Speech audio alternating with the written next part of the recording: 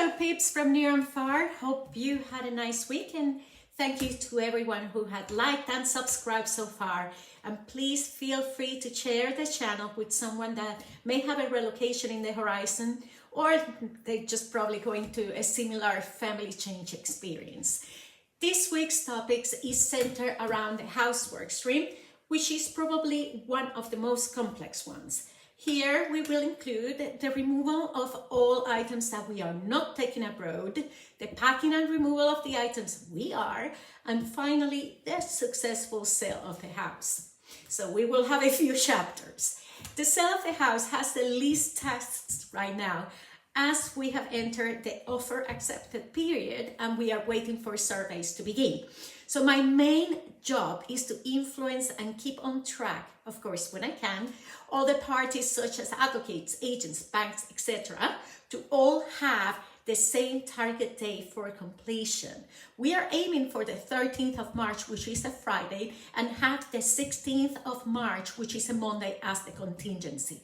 Why these dates? Our ferry out of the Isle of Man is on the 21st of March, and our flight out of the UK to the USA is on the 23rd of March. So my husband has to enter the USA by the 2nd of April due to visa requirements. So we are working towards that definitive date.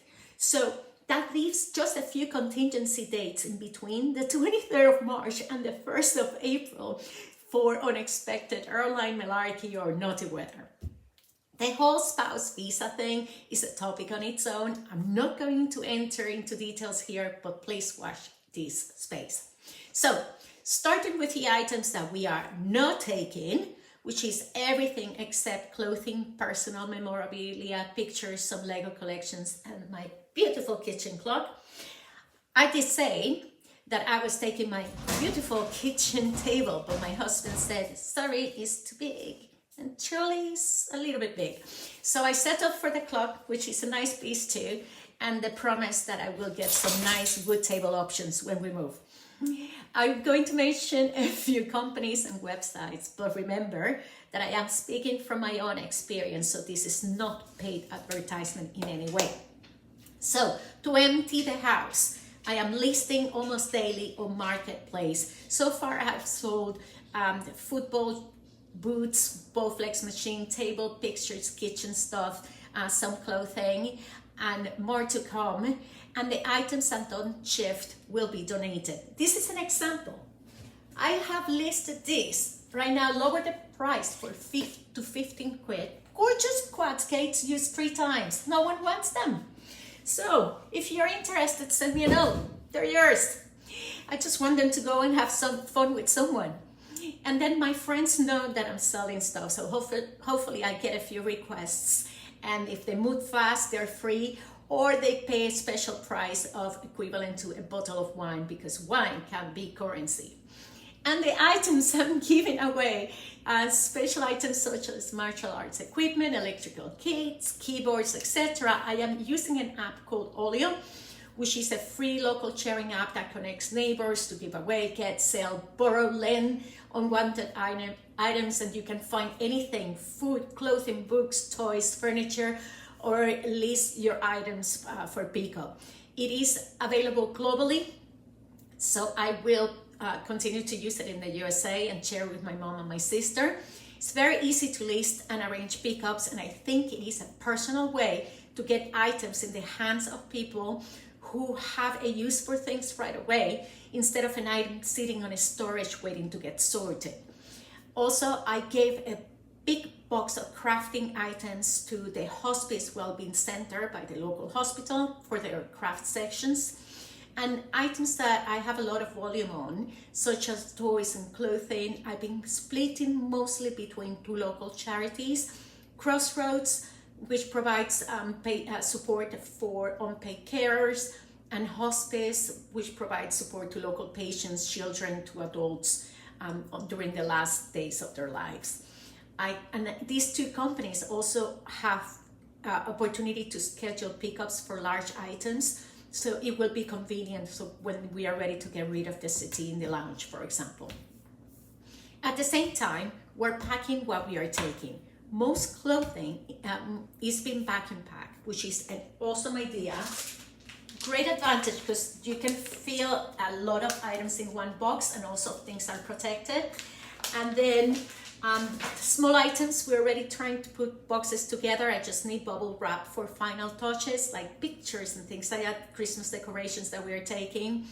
So the weekends are mostly focused on that. In the meantime, I'm also getting quotes from 3 relocation companies to do the international removal.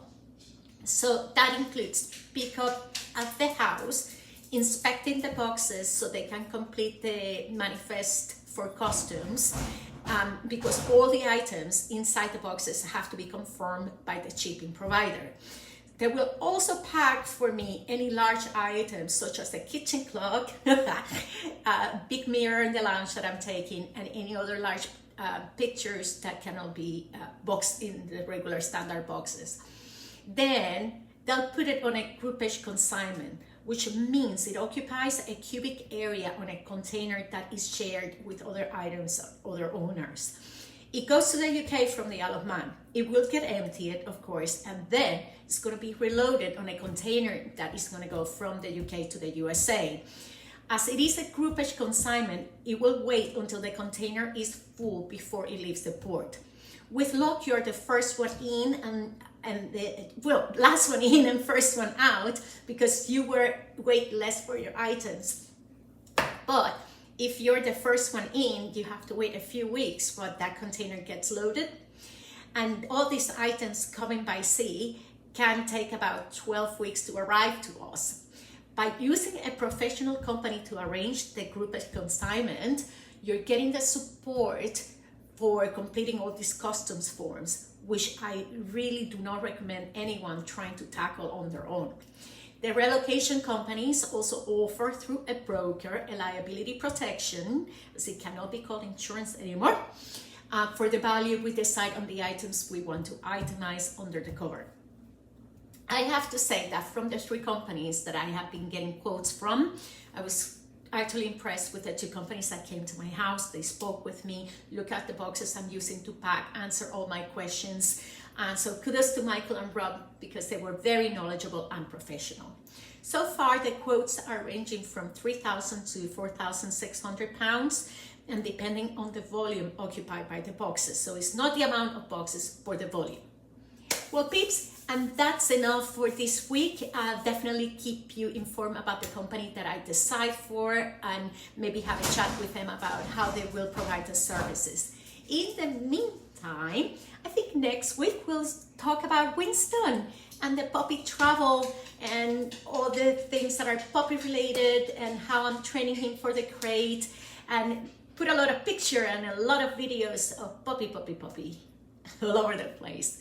Feel free, please like and subscribe. Feel free to post any comments below, and catch you next week. And thank you for watching.